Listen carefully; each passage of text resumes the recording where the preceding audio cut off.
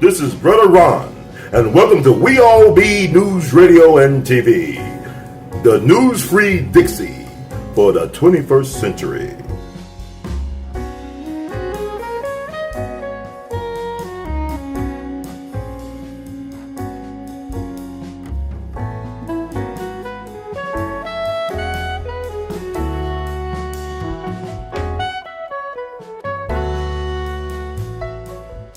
We All Be is honored to have on once again the one and only, the incomparable, truly beyond category, Judge Joe Brown. To let us know what's going down, not only in your town, but all around the world. How you doing tonight, Judge? All right, young man, I'm doing okay. That's good. I just want to let you know that the conversation we had about Bill Cosby, it definitely went viral. People really thoroughly enjoyed your commentary and point of view and perspective and analysis on the Cosby thing. But I know that, these things are kind of trivial in this era of bread and circuses. But I got to get your point about, your take on the Kanye West and Jim Brown visit to the White House last week. Your thoughts about that? It's nothing new.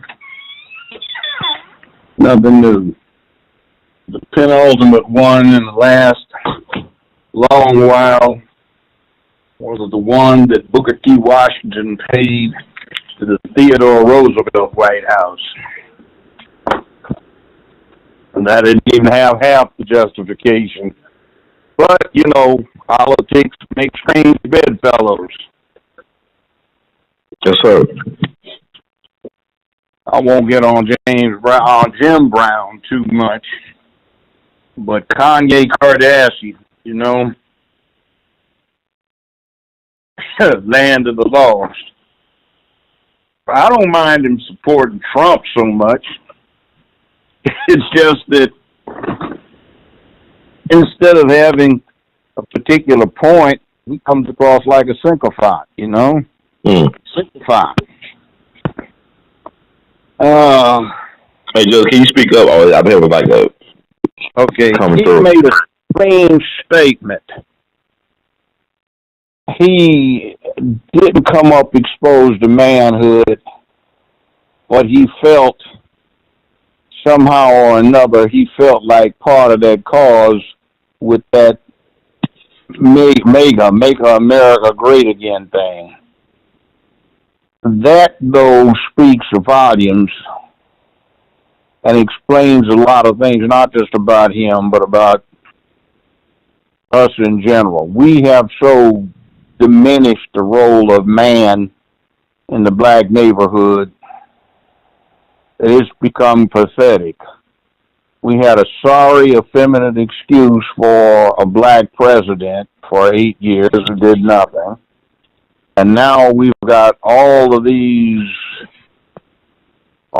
just a herd of black female of representatives of this, that, and the other who are aspiring to high office that seems to now be beyond the black man, if there are any out there still remaining on the national political level, but too many of them are sweet boys and sweet elders, so,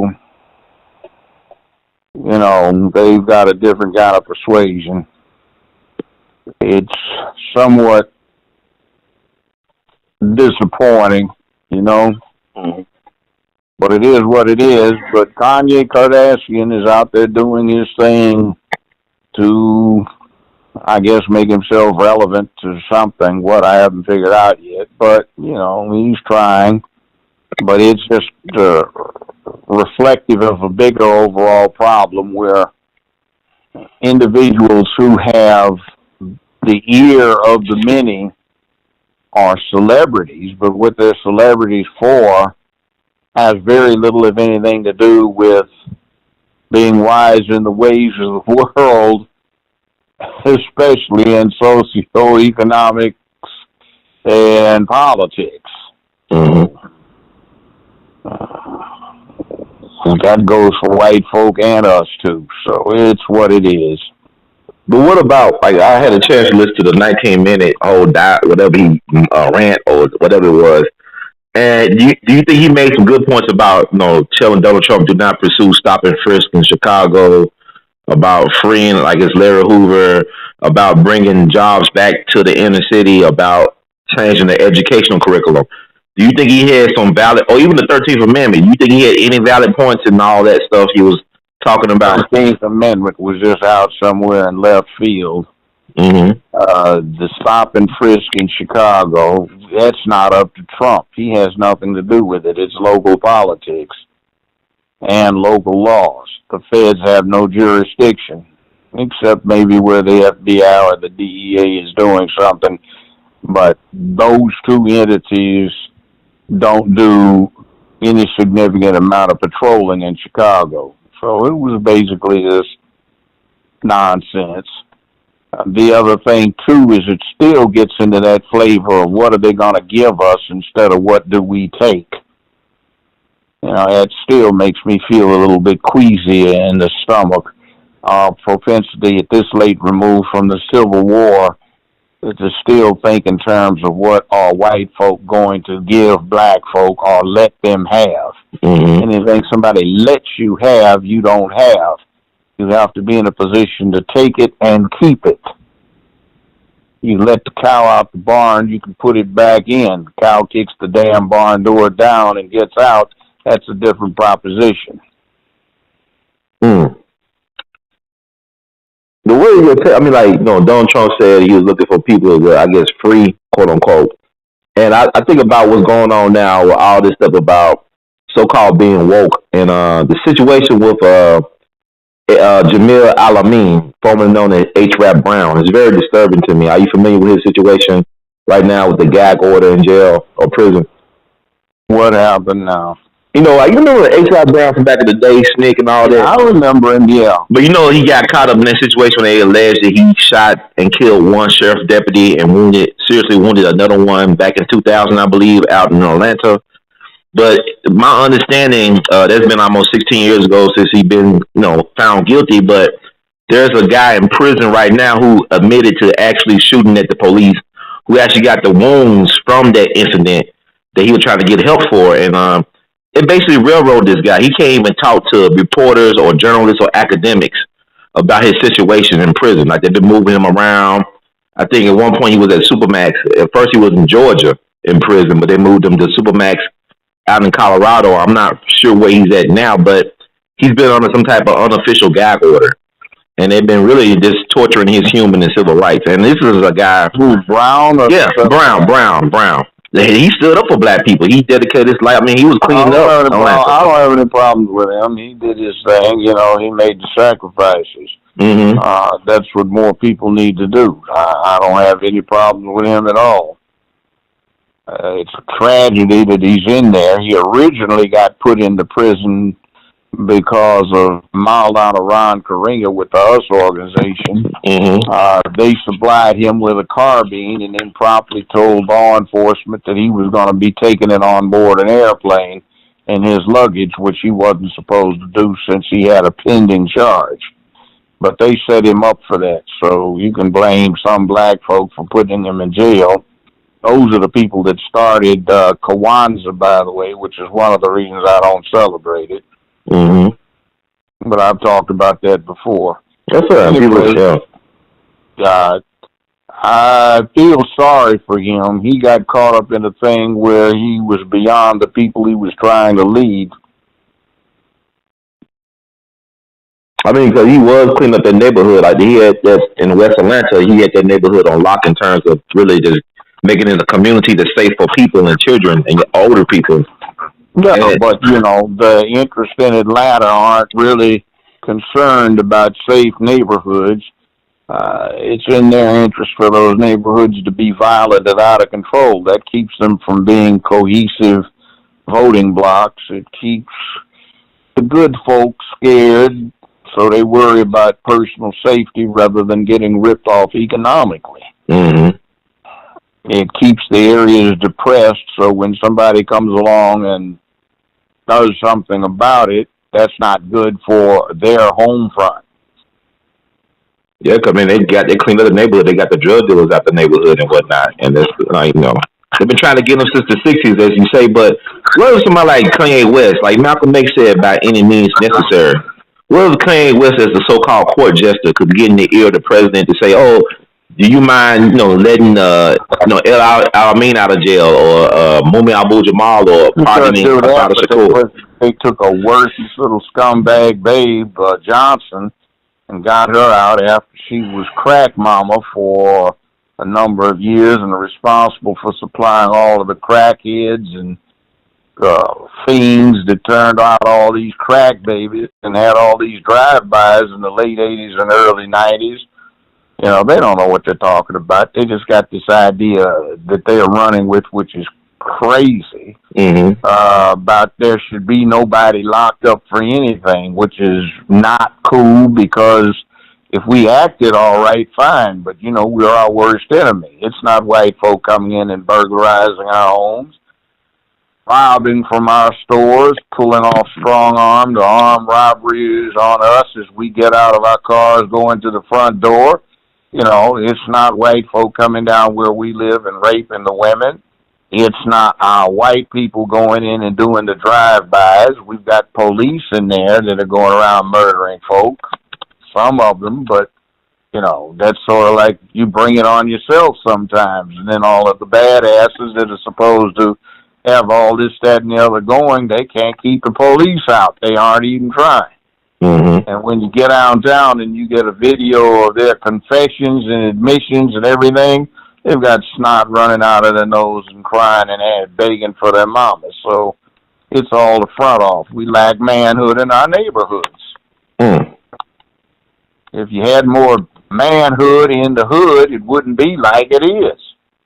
Okay, but this speaks to Kanye. I mean, Kanye was talking about black folks being more accountable for our actions and for our communities. And in that 19-minute speech, he talked about that. He doesn't. Look, see, that's political hype. If you wanted to do something, go study to find out what the devil is really wrong. You get to talking about pipeline from schoolhouse to jailhouse. It isn't the way it's being presented. It's got to do with something else entirely.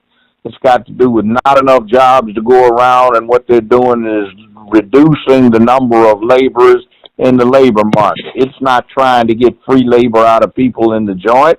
They don't want the free labor and the people in the joint. It's not about lack of rehabilitation, because they won't have rehabilitation, because rehabilitation just keeps the job market glutted.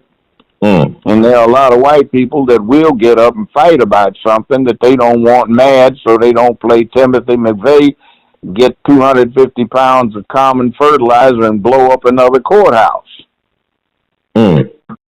See, that's what they're worried about. So it's much better that we just tear up our own neighborhoods and give them an excuse to go pipeliners to the jailhouse, and we don't pay any attention to the schoolhouse. So, we got to talking about that peripheral matter to Fort Pillow. Your mother was doing a project on that. Yeah, the historic market, yes, sir. After the Civil War, it turned out that the only completely literate units in the whole Union Army were black soldiers. You never saw a black soldier without a book and without something to practice his writing on. What happened? Grades K through 12, that's the foundation for having a happy life.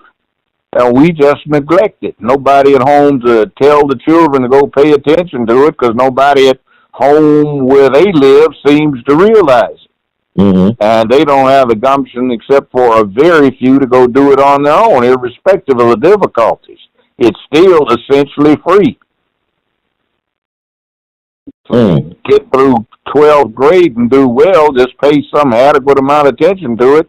The rest of your life is what you want it to be. What about go ahead, I'm sorry, Judge. Go ahead. Yeah, I want to ask you about the Larry Hoover piece. I think, we are missing alpha males. I mean, Larry Hoover was a gang leader that was well respected in the streets. They had a code up in Chicago. You know how Chicago rolls with the gangsterism. Yeah, but it still ain't a man thing.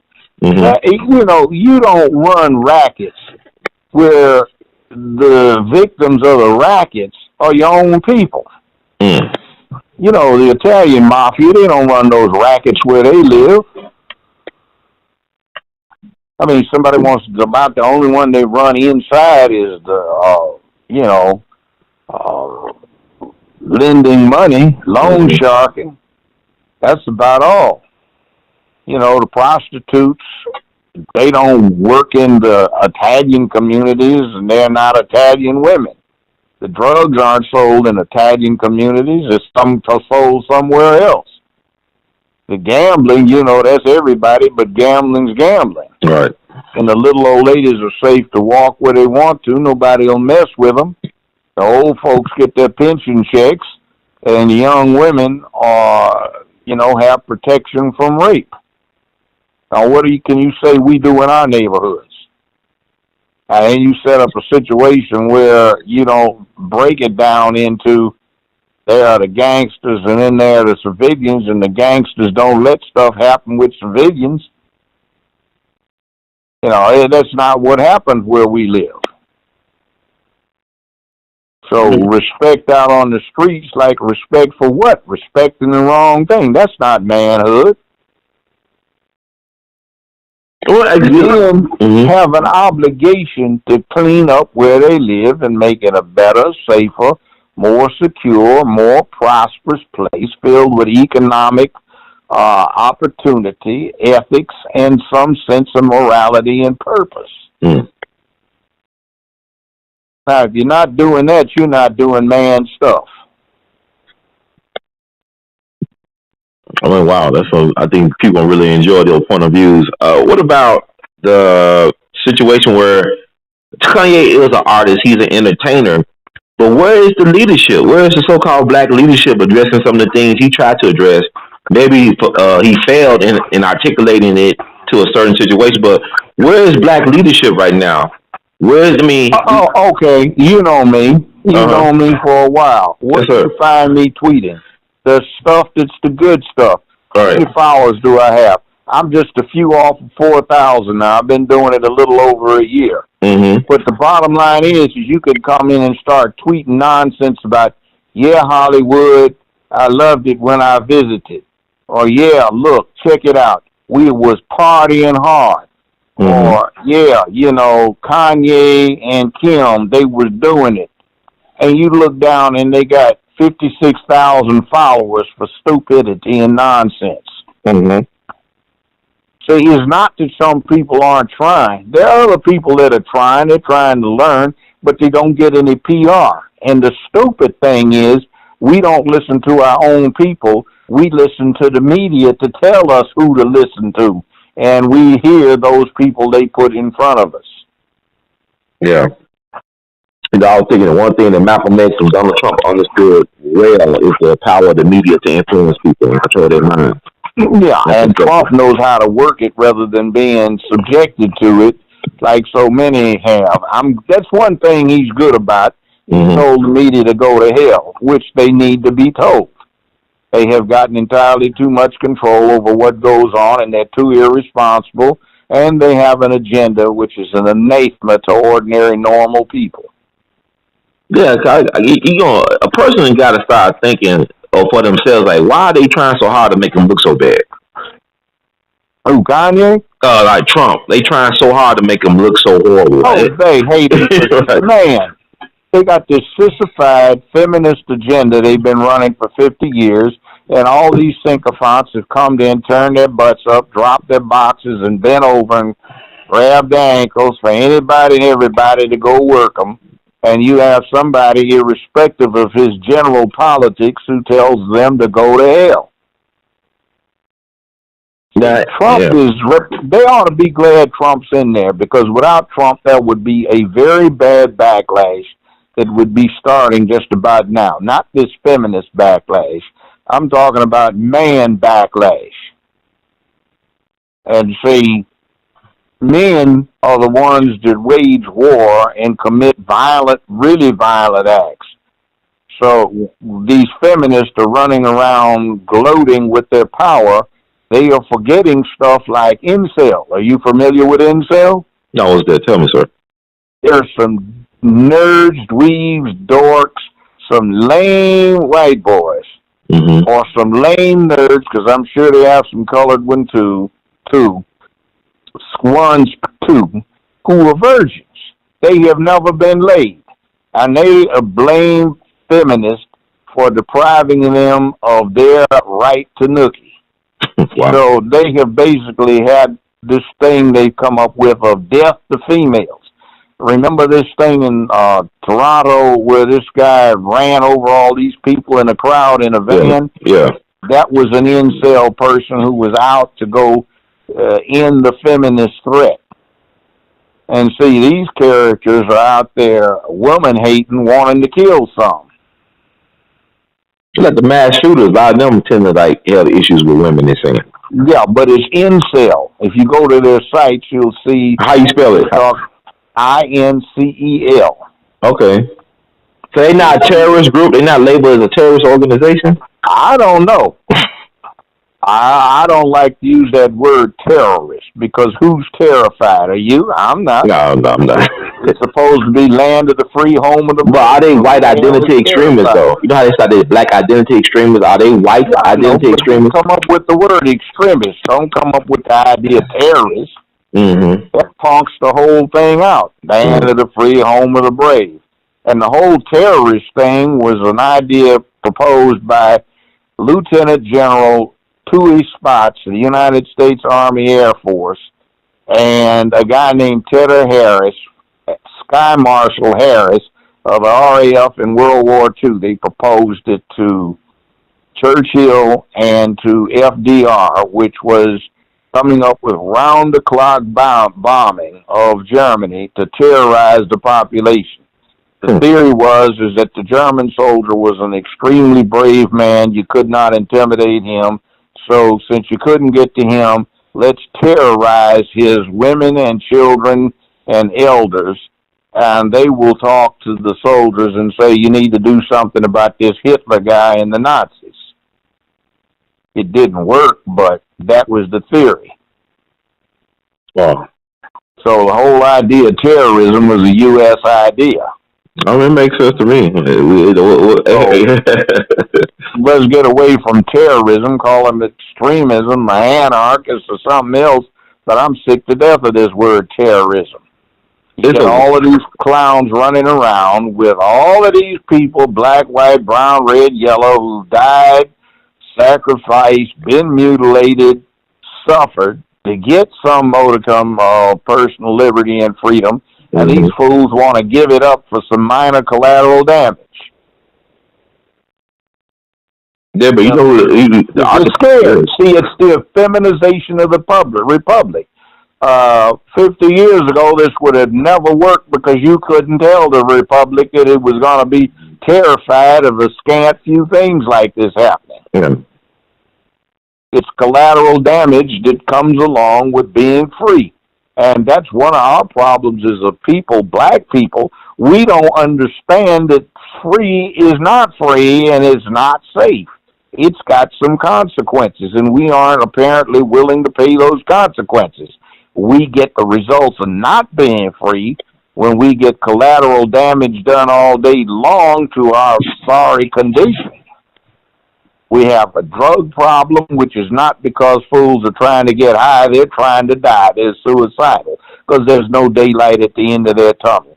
You have drive-bys and senseless violence, not because you've got a bunch of brave predators, but because you have people who are suicidal and want to die, but don't have the nerve to pop a cap on their own heads. They want to provoke somebody into doing them the favor of taking their lives. See, we've got a miserable situation because we sublimate what ought to be done in the name of manhood. And it's a man's job to do this for his community, not women. See, we're supposed to be protecting them, and we don't. We depend on them. Our leadership is now all female, and they've got wretched little creatures like this career prosecutor, Kamala Harris. And having worked in the criminal justice system 40-plus years, I'll tell you, any career prosecutor is a corrupted individual. There are very few exceptions, and she's not one. You can look at her donor list, and you'll see everybody that she should have been prosecuting is donating to her campaigns.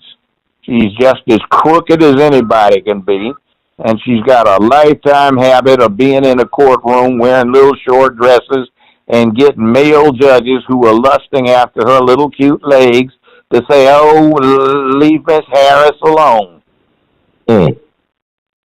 So we don't need that. They keep talking about this woman, that woman running for president. Hell, we need somebody that can break the mold. Bernie Sanders was great. A lot of people say Bernie needs to drop dead. No, hell, no. The rest of that sorry bunch of sycophants that's still off on that campaign to emasculate the republic is an anathema to anybody with good sense. And both parties are about the same. They become completely sissified, and their interests are those of LGBTQ and the feminists, not ordinary people. Their interests are big oil on the Republican side and to an extent on the Democratic side. On the Democratic side and the Republican side, it's Goldman Sachs. Mm-hmm. And they are owned, both of them, lock, stock, and barrel by the people that have paid them off so that they can retire in great comfort toward the ends of their political careers. Wow. See, so we aren't getting what we think we get. And the media is part of it, too, because the main agenda for both parties at the top is anti-masculinity, make it good for LGBTQ and feminists. Now, I say that with the understanding that they have a First Amendment right to advocate and do as they can do if it's not against the law. If we are stupid and silly enough to go along with it in the name of being politically correct, that's our problem. It's good for them. It's their right to seek it, but their overall program is not good for the rest of the nation. And it's certainly not good for our communities. And Judge, you said a mouthful right there. I didn't so many things I think about, like you go Kanye, and I also think about the fact that somebody they trying to run for 2020 is Michelle Obama, and she posed in pictures with George W. Bush Jr., telling everybody that's her partner in crime, kiss him on the cheek, whatever. They bosom buddies, but nobody complained about that. This is the guy who helped bring in the era of war on terror. Yeah, and see, here's the thing, too. Mm-hmm. The Sotoros and the Bushes are long-term family friends. Who's Sotoro? That's Barry Sotoro, a.k.a. Barack Obama. Right. So they all partners in crime. Yeah. See, yeah. Barack Obama's real name, since he got it changed before he was 2 years old by his adopted father, Lolo Sotoro, is officially Barry Sotoro. Barry Sotoro is an Indonesian oil tycoon who died one of the richest men on earth. And Barry grew up in one of the richest households on earth. And he goes around acting like he is one of us when he didn't even set foot in the continental United States until he was in his mid-20s, damn near. Mm. Wow. 8 years, and the lame ass didn't do a damn thing for us. What about Obamacare? That is a Republican senior senator from the state of Tennessee, Dr. Bill Frist, Senate Majority Leader for the GOP. That ain't Obama thing, nothing. That's a crock, and it's a fop for the big medical insurance companies, who also control most of the generic pharmaceutical companies, who are the real problems, not the ones that get out and spend the money inventing new drugs. Mm-hmm. But anyway, we got a bill of goods that we bought. We listened to Hollywood, and Hollywood for 50 years has been trying to turn the whole country, the whole world into a bunch of sissies. Yeah, well, I'm thinking about all the judge. You give me so much to think about when you talk, because I'm thinking about with Kanye, he was honest about being a little bit effeminate, lacking that that male energy. But I also think about Terry Crews, who said almost some of the same stuff that Kanye said in terms of he talking about how Sylvester Stallone and Arnold Schwarzenegger, these white guys, were his role models. They were the man he had to look up to because he didn't have men around him to look up to growing up. Isn't that pathetic? I mean, it makes a lot of sense when you think about what happened to him. White women are trying, not all white women, but too many of them who are feminists, and they're black, sycophant, female running girls, I guess, are trying to do that for everybody else and trying to do it to white men too.